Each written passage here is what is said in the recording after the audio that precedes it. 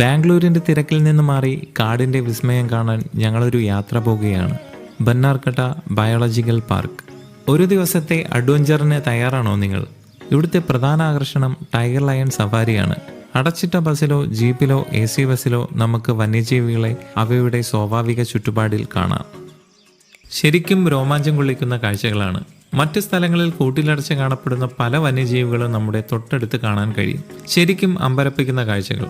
കാടിന് നടുവിലെ ആനസങ്കേതം, റോഡരികിൽ തുള്ളിച്ചാടി നടക്കുന്ന മാൻകൂട്ടങ്ങൾ, കാട്ടുപോത്തും ഉച്ചഭക്ഷണം കഴിച്ച് മയങ്ങുന്ന പുലികളും റോഡിന് നടുവിലൂടെ നടക്കുന്ന കരടിയെയും നമുക്കിവിടെ കാണാൻ കഴിയും. ഇവിടുത്തെ പ്രധാന ആകർഷണങ്ങളിൽ ഒന്നാണ് വെള്ളക്കടുവ. ആളെ പ്രത്യേകിച്ച് പരിചയപ്പെടുത്തേണ്ട കാര്യമില്ലല്ലോ. ഇതുപോലെ തൊട്ടടുത്തായി കാട്ടിലെ രാജാവിനെ കാണാൻ കഴിയുന്നത് തന്നെ അമ്പരപ്പിക്കുന്ന ഒന്നാണ്.